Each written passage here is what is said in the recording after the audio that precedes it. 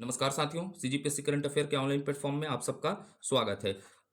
आज हम शारीरिक शारीरिक शिक्षा एवं योग के श्रृंखला को आगे विस्तार देंगे। तो आज के वीडियो में हम चर्चा करेंगे किस पर? शारीरिक शिक्षा एवं योग के श्रृंखला को आगे विस्तार देंगे। पिछले वीडियो में हम चर्चा कर रहे थे योग पर। किस पर चर्चा कर रहे थे? योग पर। तो आज हम सबसे पहले योग के अंतर्गत अध्ययन करेंगे, विश्व योग दिवस पर चर्चा करेंगे। किस पर? विश्व योग दिवस पर क्या करेंगे? चर्चा करेंगे। तो आज का पहला टॉपिक चर्चा का क्या रहेगा? विश्व योग दिवस। तो विश्व योग दिवस कब मनाया जाता है? तो हमें ज्ञात होना चाहिए, विश्व योग दिवस 21 जून को। कब? 21 जून को प्रतिवर्ष क्या माना जाता है? विश्व योग दिवस के रूप में मनाया जाता है। तो अब चर्चा करते हैं विश्व योग दिवस के किस पर? इतिहास पर। किस पर चर्चा करते हैं? विश्व योग दिवस के इतिहास पर। तो हमें ज्ञात होना चाहिए, सितंबर 2014 को। कब? सितंबर 2014 को प्रधानमंत्री नरेंद्र मोदी ने, किसने? प्रधानमंत्री नरेंद्र मोदी ने संयुक्त राष्ट्र महासभा के सत्र में योग दिवस के विचार को क्या किया था? प्रस्तावित किया था। किसने? नरेंद्र मोदी जी ने। कब? 2014 में प्रधानमंत्री प्रधानमंत्री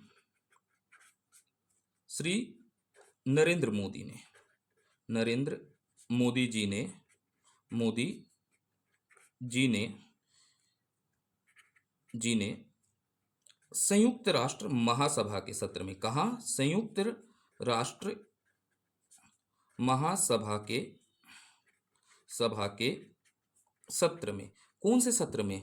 69वें सत्र में योग दिवस के, किसका? योग दिवस का विचार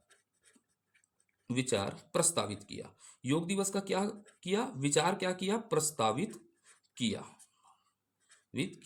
था। किसने? नरेंद्र मोदी जी ने संयुक्त राष्ट्र महासभा के 69वें सत्र में क्या किया? योग दिवस का विचार को क्या किया? प्रस्तावित किया। तो पहला पॉइंट आप समझ पाए। तो योग दिवस के विचार कहाँ लाया गया? संयुक्त राष्ट्र महासभा के सत्र में लाया गया। अब भाई यहां पर विचार लाया तो विचार को क्या चाहिए था? स्वीकृति चाहिए था। तो इसे याद रखना है। इसे 11 दिसंबर को, कब? 11 दिसंबर 2014 को। कब? 2014 को। इसे 11 दिसंबर 2014 को संयुक्त राष्ट्र के 175 देशों ने क्या दिया? स्वीकृति प्रदान किया। किस पर? योग दिवस के रूप में मनाया जाना है करके 175 देशों ने क्या किया? सहमति प्रदान किया। तो उन्होंने कहा 21 जून को हम क्या मनाएंगे? अंतर्राष्ट्रीय योग दिवस के रूप में प्रतिवर्ष क्या करेंगे? मनाया जाएगा करके। तो हमें याद क्या रखना है? 11 दिसंबर 2014 को संयुक्त राष्ट्र के, किसके? संयुक्त राष्ट्र के 175 सदस्य देशों ने सर्वसम्मति से 21 जून को, किसको? 21 जून को अंतर्राष्ट्रीय योग दिवस के रूप में मनाने का फैसला लिया। तो ये थोड़ा सा इतिहास था किसका? विश्व योग दिवस का। तो कैसे, कितने सदस्य देशों ने? 175 देशों ने क्या किया? जो मोदी जी ने क्या लाया था? प्रस्ताव लाया था, उस पर क्या प्रदान की? सहमति प्रदान की। अब यहां से प्रश्न पूछ सकता है, पहला अंतर्राष्ट्रीय योग दिवस कब मनाया गया? तो हमको याद रखना है, पहला अंतर्राष्ट्रीय, किसकी बात कर रहा हूं? अंतर्राष्ट्रीय योग दिवस कब मनाया गया करके प्रश्न पूछेगा। तो पहला अंतर्राष्ट्रीय योग दिवस मनाया गया 21 जून को। किसको? 21 जून 2015 को पहला अंतर्राष्ट्रीय क्या मनाया गया? योग दिवस के रूप में मनाया गया। तो ये था हमारा योग दिवस का क्या? इतिहास। अब चलते हैं आगे की ओर, चर्चा को क्या करते हैं? आगे बढ़ाते हैं और देखते हैं पतंजलि का अष्टांग योग। किस पर चर्चा करेंगे? पतंजलि का अष्टांग योग पर चर्चा करेंगे। किस पर? पतंजलि के अष्टांग योग पर चर्चा करेंगे। अष्टांग योग पर चर्चा करेंगे। तो अब अगला टॉपिक क्या होगा? पतंजलि का अष्टांग योग पर हम क्या करेंगे? चर्चा करेंगे। तो पतंजलि महोदय ने, किसने? पतंजलि महोदय ने आत्म साधना हेतु अष्टांग योग या अष्टांग साधन का क्या किया था? प्रतिपादन किया था। किसने? पतंजलि ने। तो आपको याद रखना है, क्या याद रखना है? पतंजलि ने आत्मा आत्म साधन हेतु किसके? आत्मा के साधन हेतु। अष्टांग किसकी? अष्टांग योग। या अष्टांग किसका? अष्टांग साधन का प्रतिपादन किया। क्या किया था? प्रतिपादन किया था। प्रतिपादन किया। तो पूछेगा अष्टांग योग के प्रतिपादक कौन है? तो हमें याद रहना चाहिए पतंजलि महोदय क्या है? अष्टांग योग के प्रतिपादक हैं। अब यहां से प्रश्न क्या पूछेगा? अष्टांग योग के अंग पूछेगा। क्या पूछेगा? अष्टांग योग के कितने अंग है करके। अंग तो हमें याद रखना है अष्टांग योग के 8 अंग है करके। कितने अंग होते हैं? 8 अंग होते हैं। तो सबसे पहले हम इनका नाम याद करने का प्रयास करते हैं। अंग में सबसे पहले क्या होगा? यम। याद रखना है अष्टांग योग में क्या होगा? बोलिएगा यम। यम के बाद दूसरा क्या होगा? नियम। क्या हो जाएगा? नियम। पहला बोलिएगा यम। यम के बाद क्या है? नियम। नियम के बाद तीसरा क्या होगा? आसन। क्या हो जाएगा? आसन। इसका तीसरा अंग क्या हो जाएगा? आसन होगा। आसन के बाद चौथा अंग याद रखना है प्राणायाम। क्या होगा? प्राणायाम। यहां से प्रश्न पूछते हैं प्राणायाम। उसके बाद पांचवा अंग क्या होगा? प्रत्याहार। क्या होगा? प्रत्याहार। प्रत्याहार के बाद क्या होगा? छठवा। छठवा याद रखना है धारणा। क्या याद रखना है? धारणा। और उसके बाद सातवां आपको क्या याद रखना है? ध्यान। क्या याद रखना है? ध्यान। उसके बाद आठवां आपको क्या याद रखना है? समाधि। क्या याद रखना है? समाधि।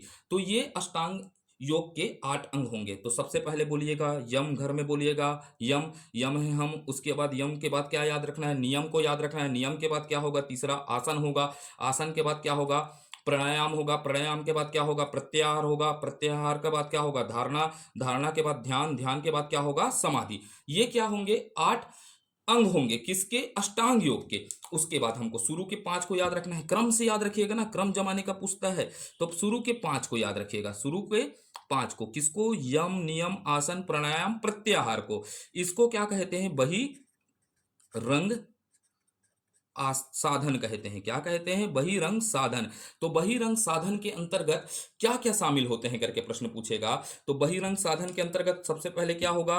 यम आता है, नियम आता है, आसन आता है, प्राणायाम आता है और क्या आता है? प्रत्याहार आता है। ये क्या होता है? बहिरंग साधन होते हैं। क्या होते हैं? बहिरंग साधन है। उसके बाद हमको 3 को याद रखना है। किसको याद रखना है? 3 को। पहला कौन सा हो गया? बोलिएगा धारणा। धारणा के बाद क्या हो गया? ध्यान। ध्यान के बाद क्या हो गया? समाधि। ये क्या है? अंतरंग साधन है। क्या है? अंतरंग साधन है करके याद रखना है। तो बाह्यरंग साधन कितने हैं बताइएगा? 5 हुए। बाह्यरंग साधन कितने होंगे? 5। और अंतरंग साधन कितने होंगे? 3 होंगे। बिल्कुल याद रखिएगा। अंतरंग साधन में कौन कौन सा होगा? धारणा, ध्यान, समाधि। अब एक एक चीजों को देखते हैं कैसे कैसे प्रश्न बन सकता है आपके अष्टांग योग से। तो सबसे पहले हम चर्चा करते हैं यम पर। यम है हम। बोलिएगा क्या? बोलिएगा यम। यम है हम करके। ठीक है। तो पहला चर्चा किस पर करेंगे? यम पर करेंगे। तो यम क्या है? मन, वचन, कर्म से संयम क्या कहलाता है? यम कहलाता है। ठीक है। तो पहला पॉइंट हम समझ पाए। मन, वचन। आपका मन, वचन एवं कर्म। किससे? कर्म से।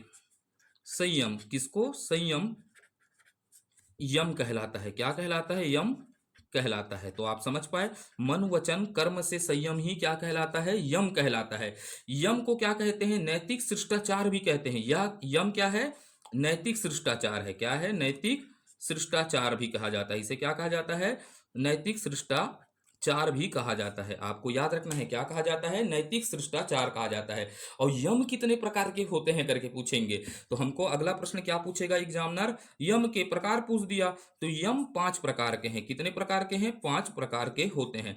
कितने प्रकार के? 5 प्रकार के होते हैं। आपको याद रखना है यम कितने प्रकार के होते हैं? 5 प्रकार। तो पांचों प्रकार का नाम पूछेगा। इनमें से कौन यम नहीं है करके पूछ दिया। तो हमको याद रखना है सबसे पहले क्या होगा? अहिंसा। बोलिएगा कौन सा? अहिंसा। अहिंसा के बाद क्या होगा? सत्य। क्या होगा? सत्य। सत्य के बाद अस्तेय। क्या होगा? अस्तेय। उसके बाद क्या होगा? ब्रह्मचर्य। क्या हो जाएगा? ब्रह्मचर्य होगा। कौन सा हो जाएगा? ब्रह्मचर्य। उसके बाद क्या होगा? अपरिग्रह। क्या हो जाएगा? अपरिग्रह। तो यम कितने प्रकार के हैं बताइएगा? 5 प्रकार के। पहला बोलिएगा अहिंसा, गांधी जी। ठीक है। उसके बाद क्या रखिएगा? सत्य। सत्य के बाद अस्तेय। अस्तेय के बाद ब्रह्मचर्य। ब्रह्मचर्य के बाद अपरिग्रह। तो थोड़ा थोड़ा चर्चा कर लेते हैं इन पर भी हम। ठीक है। अहिंसा क्या है करके सबसे पहले समझते हैं। अहिंसा क्या है? अहिंसा क्या होता है? तो किसी समय किसी समय किसी प्राणी से हिंसा ना करना क्या है, अहिंसा है। या किसी जीव को कष्ट ना देना क्या है, अहिंसा है। तो हम यहां पर क्या याद रखना है हमको, समय किसी समय किसी भी प्राणी से, किसी भी प्राणी से हिंसा क्या नहीं करना, हिंसा अर्थात मारना पीटना ना करना, क्या, हिंसा ना करना।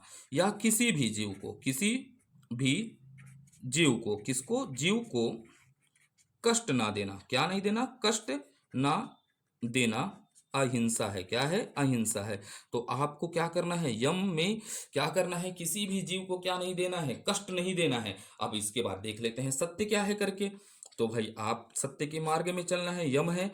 तो सत्य क्या होता है, मिथक वचनों का परित्याग करना है। जो हम झूठ बोलते हैं ना, आज हमने खाया है आलू सब्जी और दूसरे को बता दिए हमने खाया है दबाकर पनीर, तो ऐसे मिथक वचनों का क्या करना है, त्याग करना है। और इसके बाद क्या होता है, किसी विषय वस्तु का यथार्थ चित्रण करना है, क्या करना है, यथार्थ चित्रण।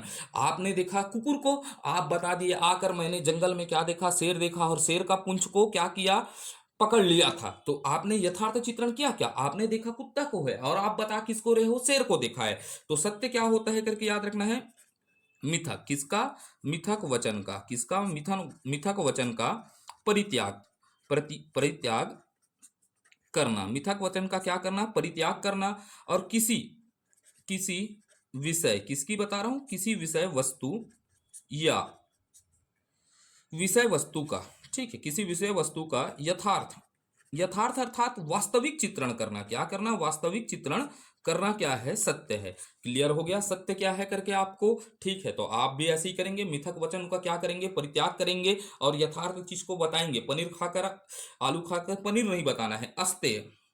उसके बाद याद रखना है आस्तेय, ठीक है, अस्तेय अर्थात क्या होता है, कभी चोरी नहीं करना। इसका सामान्य अर्थ क्या होगा, कभी चोरी नहीं करना, ठीक है, चोरी ना करना। भूल से कर लिए हैं तो पश्चाताप कर लीजिएगा, कभी चोरी ना करना। या दूसरे के धन का अपहरण करने की प्रवृत्ति को क्या करना, त्याग करना।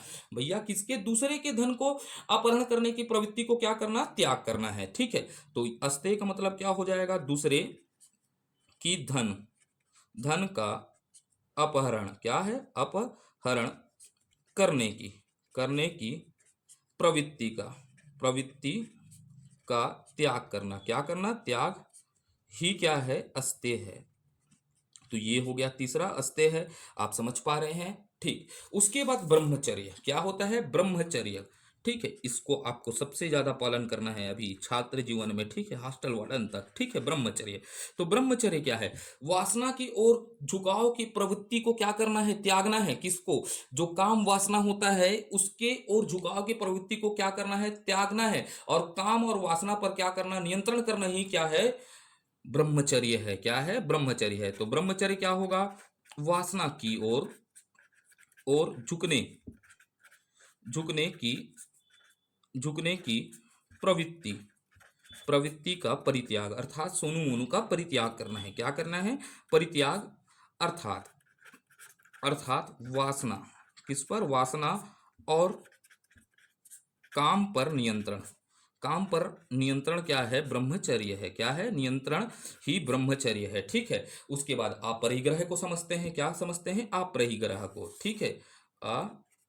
अपरिग्रह क्या है, तो अपरिग्रह क्या होता है, लोभवश, जीवन में सबको लोभ है, लोभवश अनावश्यक वस्तु का ग्रहण करना को क्या क्या करना, ग्रहण नहीं करना। अर्थात अनावश्यक के ग्रहण, अनावश्यक वस्तुओं का त्याग करना ही क्या कहलाता है, अपरिग्रह कहलाता है। तो थोड़ा सा लिखते हैं, थोड़ा सा मुंह बोलने में थोड़ा परेशानी हो रहा है, छाला है, ठीक है। लोभवश, किसको याद रखना, लोभवश अनावश्यक वस्तु, किसकी बात कर रहा हूं, अनावश्यक वस्तु, लोभवश अनावश्यक वस्तु के ग्रहण को, किसको, ग्रहण का त्याग ही क्या है, अपरिग्रह है, क्या है, अपरिग्रह है करके याद हो गया।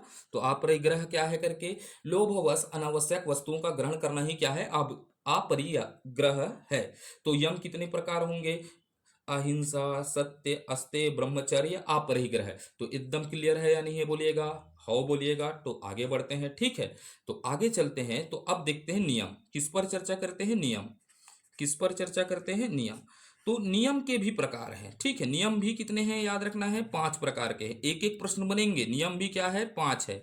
आप देखिएगा जो जो पीटी टीचर होते हैं उनके सिलेबस में है, तो ऐसे ही प्रकार के प्रश्न पूछते हैं। यम नियम कितने प्रकार के होते हैं, 5 प्रकार के होते हैं करके पूछते हैं। तो इनमें से कौन सा नियम नहीं है करके प्रश्न पूछ दिया, तो आपको याद रखना है सबसे पहले नियम कितने होते हैं, 5। शौच क्या होता है, शौच शौच होता है। उसके बाद क्या होता है, दूसरा संतोष होता है। क्या होता है, संतोष। सोच के बाद क्या होगा, संतोष। संतोष के बाद क्या होगा, तपस होगा।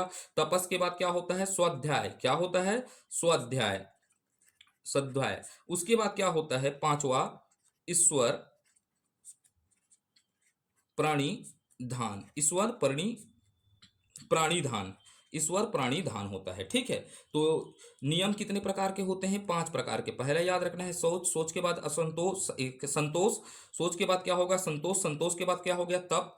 तपस। तपस के बाद क्या हो गया, स्वाध्याय। स्वाध्याय के बाद क्या हो गया, ईश्वर प्राणिधान हो गया, ठीक है। तो अब सोच क्या होता है कि समझिएगा, तो आप सब जानते हैं, ठीक है। इस पर ज्यादा बताना नहीं है, तो इस पर लिखा नहीं रहा हूं, समझा रहा हूं। सोच क्या होता है, अंदर, जो अंदर है या बाह्य रूप से शरीर को क्या करना, शुद्धि प्रदान करना ही क्या है, सोच है, ठीक है।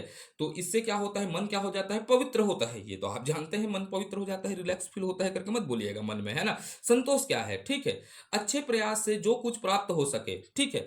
जो हम अच्छे प्रयास कर रहे हैं उसके द्वारा जो कुछ भी प्राप्त हो जाए उसमें हमको क्या रहना, संतुष्ट रहना ही क्या कहलाता है, संतोष कहलाता है। क्या कहलाता है, संतोष कहलाता है। उसके बाद तपस क्या होता है, सर्दी गर्मी सहने की शक्ति या शारीरिक कठिनाइयों को झेलना क्या कहलाता है, तपस कहलाता है। जैसे अभी मैं बिना पंखा बिना कूलर के क्या कर रहा हूं, तपस्या कर रहा हूं, तो ये क्या है, तपस है, ठीक है। उसके बाद स्वाध्याय। स्वाध्याय का मतलब क्या होता है, शास्त्रों का अध्ययन करना या ज्ञानी पुरुष के द्वारा बोले गए कथनों का क्या करना, अनुशीलन करना ही क्या है, स्वाध्याय है, ठीक है। स्वाध्याय हो गया। ईश्वर का प्राणाधान क्या होता है, मन वचन कर्म से ईश्वर की क्या करना, भक्ति करना ही क्या है, ईश्वर प्राणिधान है। तो ये नियम कितने प्रकार के होते हैं करके प्रश्न पूछेगा, तो 5 प्रकार। इसको लिखाने की जरूरत नहीं है, ये याद करने की चीजें हैं, ठीक है। तो नियम आप समझ पाए, ठीक है। उसके बाद चलते हैं आसन की ओर, चलते हैं किस पर, चलते हैं आसन पर। अब अगला चर्चा कर लेते हैं आसन पर। आसन पर चर्चा करते हैं। तो आसन क्या है, शरीर की विशेष मुद्राओं में रखना आसन कहलाता है। जैसे भाई आप पद्मासन हो गया, वीरासन हो गया, ये सब क्या है, आसन है। तो शरीर, याद रखिएगा, शरीर को विशेष मुद्राओं में, किसमें, विशेष मुद्रा में रखना, किसमें, मुद्रा में रखना क्या कहलाता है, आसन कहलाता है। क्या कहलाता है, आसन कहलाता है। तो आपसे प्रश्न पूछेगा आसन क्या है, तो शरीर को विशेष मुद्रा में रखना क्या कहलाता है, आसन कहलाता है। अब यहां पर नोट डालकर रख लीजिए, इसको कटकटा के याद करना है। पतंजलि ने, किसने, पतंजलि ने ले योग सूत्र में, किसमें, योग सूत्र में, सूत्र में 84 आसन बताए हैं। क्या बताए हैं, 84 आसन बताए हैं। ये प्रश्न पूछता है, तो आसनों की संख्या कितनी है, 84 है। तो पतंजलि के योग सूत्र के अनुसार आसनों की संख्या कितनी है, 84 है करके। तो प्रमुख आसन थोड़ा सा उदाहरण दे लीजिएगा आप याद रखने के लिए। पद्मासन, ठीक है, आप क्या करते हैं, पद्मासन में बैठते हैं, ठीक है। पद्मासन के बाद हो गया वीरासन, हो गया, क्या हो गया, वीरासन हो गया। वीरासन के बाद क्या हो गया, सिंहासन हो गया, क्या हो गया, सिंहासन। सिंहासन के बाद मयूरासन, क्या हो गया, मयूरासन हो गया, ठीक है। चक्रासन, क्या हो गया, चक्र आसन, चक्रासन हो गया, चक्रासन हो गया। ये सब क्या है, आसन के प्रकार है, ठीक है। अब ये क्लियर हुआ या नहीं हुआ बताइएगा, ठीक। उसके बाद चलते हैं प्राणायाम, किस पर चलते हैं, प्राणायाम पर चलते हैं। तो अगला देखते हैं प्राणायाम, किस पर चर्चा करते हैं, प्राणायाम। तो प्राणायाम क्या है, सांस में तेरी सांस मिले तो मुझे चैन आए, अर्थात श्वसन प्रक्रिया को नियंत्रित कर, ठीक है। उसे क्या करना, लय के साथ क्या करना, लय लाना क्या कहलाता है, प्राणायाम कहलाता है। अर्थात श्वसन प्रक्रिया में नियंत्रण कर उसमें एक क्रम लाना, क्या लाना, एक क्रम लाना क्या कहलाता है, प्राणायाम कहलाता है। जैसे बाबा रामदेव कहते हैं ना, सांस अंदर लीजिए सांस बाहर छोड़िए, अर्थात सांस में तेरी सांस मिले तो मुझे चैन आए। तो श्वसन, श्वास प्रक्रिया, किस पर, श्वास प्रक्रिया को नियंत्रित करना, क्या करना, नियंत्रित करके, श्वास प्रक्रिया को नियंत्रित करके उसे एक क्रम में लाना, क्रम में लाना क्या है, प्राणायाम है, क्या है, प्राणायाम कहलाता है। क्या कहलाता है? प्राणायाम कहलाता है। क्लियर हो गया। अब इसके 3 भेद होते हैं, इसको याद रखना है। इसके कितने भेद होते हैं? 3 भेद। इसको नोट डाल कर रख लीजिएगा, भूलिएगा मत। 3 भेद होते हैं, ठीक है। होते हैं। कितने भेद होते हैं? 3 भेद होते हैं। पहला होता है पूरक। क्या होता है? पूरक। बोलिएगा पूरक। पूरक के बाद क्या होता है? कुंभक। क्या होता है? कुंभक। कुंभक के बाद क्या होता है? तीसरा रेचक। क्या होता है? रेचक। तो बोलिएगा कितने भेद? 3 भेद प्राणायाम के, पूरक, कुंभक, रेचक। अब पूरक क्या है करके प्रश्न पूछ दिया, तो हमें याद रखना है पूरा श्वास अंदर खींचना। क्या खींचना? पूरा श्वास अंदर खींचना। जिन्होंने योगा किया है और किसी अन्य प्रकार का योगा किया है तो आपको याद होगा कि पूरा सांस को क्या करना है? अंदर खींचना। क्या कहलाता है? पूरक कहलाता है। अब कुंभक क्या कहलाता है? कटकट ले सांस को शरीर के अंदर रोकना, श्वास को भीतर रोकना। किसको? श्वास को क्या करना? भीतर भीतर रोक के रखना। क्या कहलाता है? क्या कहलाता है? कुंभक कहलाता है, ठीक है। तो सांस को रोक कर रखना। बाबा रामदेव बोलते हैं ना, सांस को रोको, कुंभक लगाइए, कुंभक लगाइए, पूरक करिए, कुंभक करिए। तो यही तो है, श्वास को भीतर रोकना। क्या करना है? क्या कहलाता है? कुंभक कहलाता है। रेचक, नियमित विधि से श्वास छोड़ना। किससे? नियमित विधि से सांस छोड़ना क्या कहलाता है? रेचक कहलाता है। क्या कहलाता है? रेचक।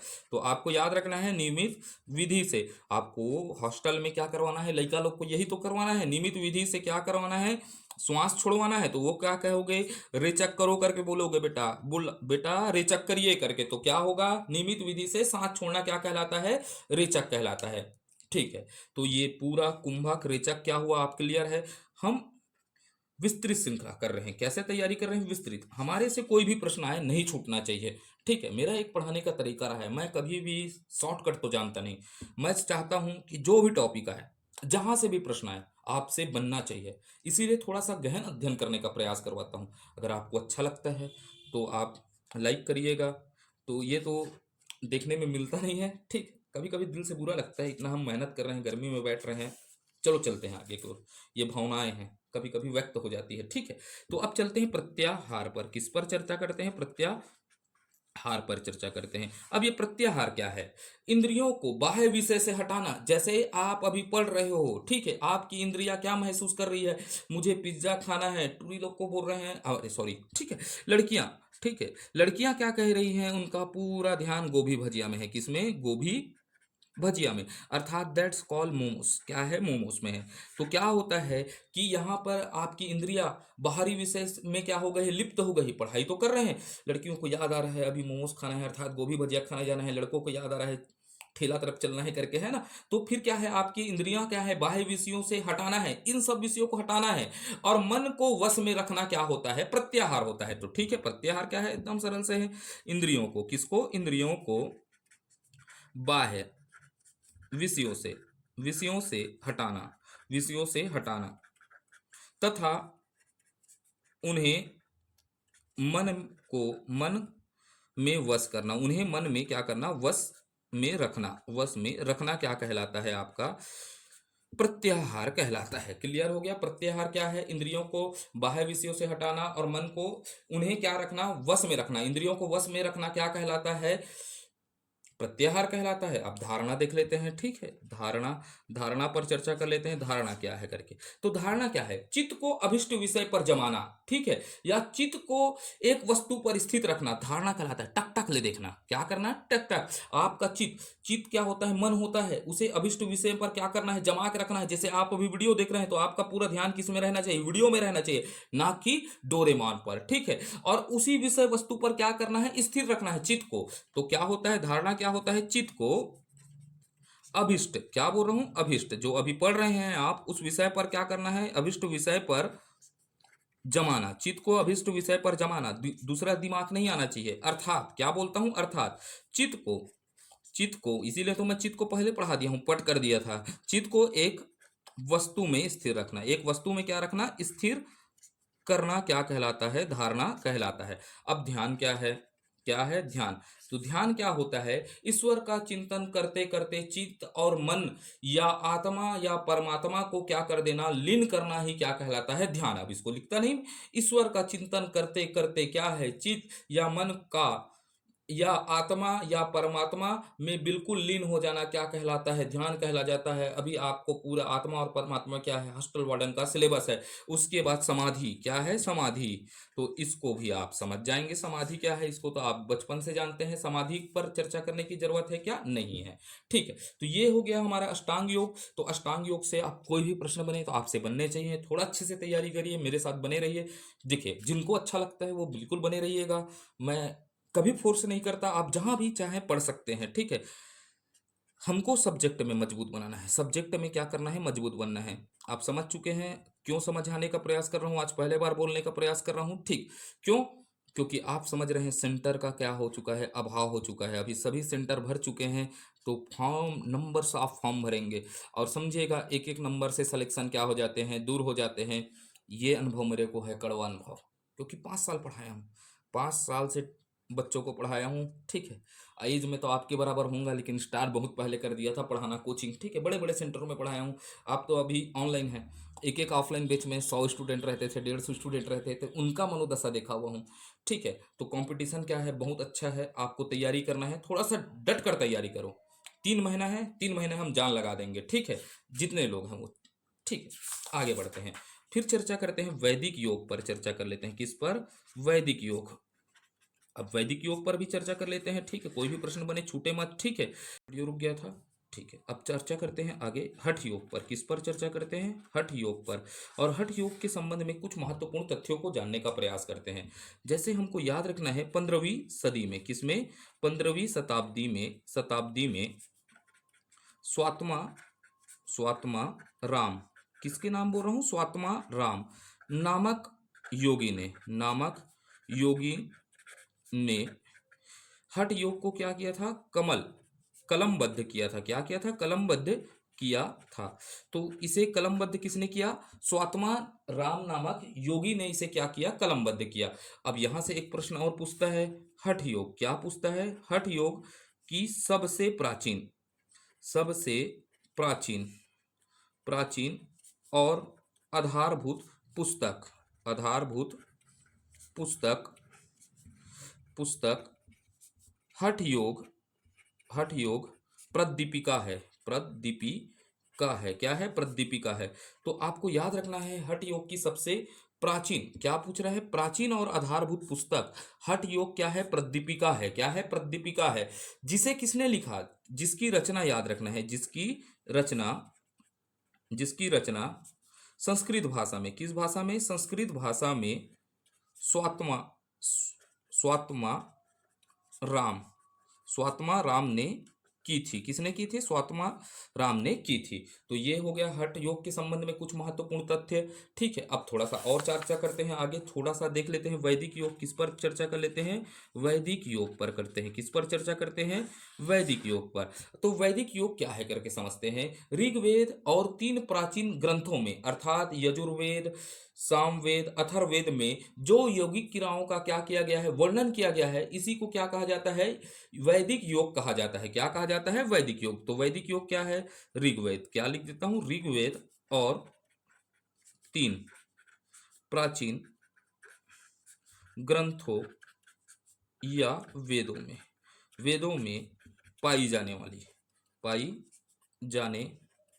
वाली यौगिक यौगिक शिक्षाएं, अर्थात योग की शिक्षाएं को ही वैदिक योग कहा जाता है। वैदिक योग के नाम से जाना जाता है। वैदिक योग के नाम से जाना जाता है। किस नाम से जाना जाता है? वैदिक योग के नाम से जाना जाता है। और 3 अन्य ग्रंथ क्या हो जाएंगे? 3 अन्य ग्रंथों में आपको कंफ्यूजन मत हो। यजुर्वेद, कौन सा वेद? यजुर्वेद के बाद कौन सा हो जाएगा? सामवेद के बाद कौन सा हो जाएगा? अथर्ववेद। इन चारों वेद में जो योग की शिक्षा प्राप्त दी जाती है उसे क्या कहा जाता है? वैदिक योग कहा जाता है। तो अब थोड़ा सा हम और चर्चा करते हैं। योग योग 1 से 14 वर्ष के बच्चों के लिए क्यों आवश्यक है? अब यहां से थोड़ा सा चर्चा को आगे बढ़ाते हैं। योग 1 से क्या बोल रहा हूं? 14 वर्ष के लिए, क्योंकि हमको हॉस्टल वार्डन के सिलेबस को भी फोकस करता है। हॉस्टल वार्डन के सिलेबस में क्या है देखिएगा, आप हॉस्टल में बच्चों को क्यों योग करवाओगे, तो इस पर भी प्रश्न बन सकता है। तो योग 1 से 14 वर्ष समूह, किसके समूह? के बच्चों के लिए क्यों आवश्यक है? क्यों आवश्यक है करके आपसे प्रश्न पूछेगा, तो आपको यहाँ से आवश्यक है तो आपको याद रखना है, ये आपकी अवचेतन मन का काम है। तो भाई क्या होता है, बच्चों का शारीरिक और मानसिक स्थिरता के लिए होगा ना, 1 वर्ष से 14 वर्ष के बच्चों के लिए योग क्यों आवश्यक है? क्योंकि बच्चों का शारीरिक एवं मानसिक स्थिरता के लिए योग आवश्यक है।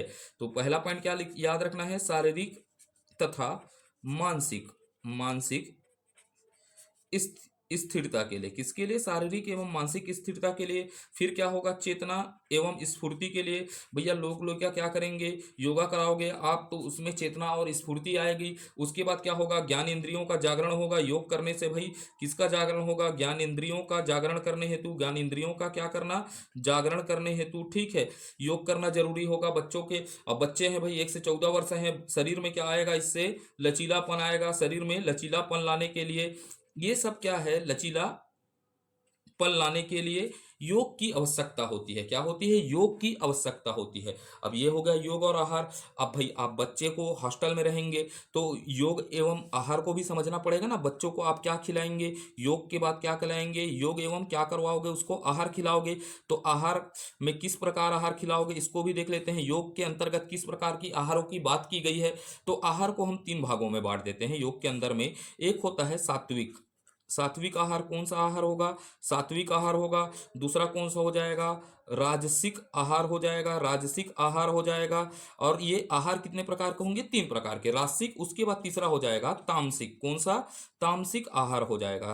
तो भाई आप अपने हॉस्टल में योग करवाने के बाद बच्चों को कौन सा आहार दोगे? तो समझिएगा, सात्विक आहार का मतलब होता है सादा खाना, जैसे दाल चावल पौष्टिक भरा खाना। और राजसिक आहार का मतलब क्या होगा बताइएगा? विविध विविध तरह के खाना, राजा महाराजा टाइप से खाना, ठीक है, उनको पूड़ी खिलाओ, हलवा खिलाओ। और तामसिक खाना का मतलब क्या होता है? तेल मिर्च मसाला अंडा मुर्गी खिलाओगे। तो बताइएगा योग में कौन से आहार पर प्रतिबंध होता है? तामसिक आहार पर क्या होता है? प्रतिबंध होगा। क्योंकि आप बच्चों को मिर्च मसाला तरह तरह के मुर्गा मटन खिलाओगे तो उनमें तामसिक गुण आएगा। तो आप योग एवं आहार में कितने प्रकार के आहार होते हैं बताइएगा? 3। स्वास्तिक आहार, सबसे उत्तम आहार किसे माना जाता है? स्वास्तिक। और किसका निषेध होता है योग के अंतर्गत? तामसिक आहार का क्या होता है? निषेध होता है, अर्थात वर्जित होता है। तो आज के वीडियो में इतना ही रखते हैं। ये हमारा क्या था, योग के अंतर्गत दूसरा पार्ट था। कल हम प्रयास करेंगे तीसरे वीडियो में। किसमें? तीसरे वीडियो में पूरे तरीके से योग को क्या कर दे, खत्म कर दे। जैसे ही योग खत्म होगा इसमें हम देखेंगे एमसीक्यू पर चर्चा करेंगे। अगर कोई टाइपिस्ट मिल जाए तो क्या है, मेरा प्रयास रहेगा एमसीक्यू। आप सोचते होंगे एमसीक्यू क्यों नहीं आ पा रहा है, तो मेरे पास टाइपिस्ट का क्या है, अभाव है, ठीक है। और टाइपिस्ट नहीं मिलता और मेरे को टाइपिंग नहीं आता, इसीलिए एमसीक्यू नहीं हो रहा है। हमारे दोस्त से बात किया हूँ, वो कर दे तो ठीक है, नहीं तो अब देखते हैं क्या है इसका साधन, ईश्वर जाने, ठीक है। तो आज के लिए इतना ही रखते हैं। कल पढ़ेंगे उद्देश्य, और क्या पढ़ेंगे, पूरा फैक्ट पढ़ लेंगे। क्या देख लेंगे? फैक्ट। कोई भी प्रश्न हमारे से छूटे नहीं, ठीक है। तो फैक्ट पर चर्चा कर लेंगे, उद्देश्य, फैक्ट, महत्व और क्या सावधानियां रखनी चाहिए योग में। थोड़ा सा बात कर लेंगे सांख्य योग पर, ठीक है। तो धन्यवाद। अगर आपको वीडियो अच्छा लगता है तो बिल्कुल आप लाइक कर सकते हैं, शेयर कर सकते हैं, लेकिन आप कमेंट नहीं करते यार, ठीक है। दिल से बुरा लगता है कभी कभी, ठीक। तो बिल्कुल आप कमेंट करते रहिएगा। यह प्रयास कैसे लग रहा है बिल्कुल बताइएगा। प्रयास उपयोगी है या नहीं है इसको बताइएगा, ठीक है। तो धन्यवाद। भारत माता की जय।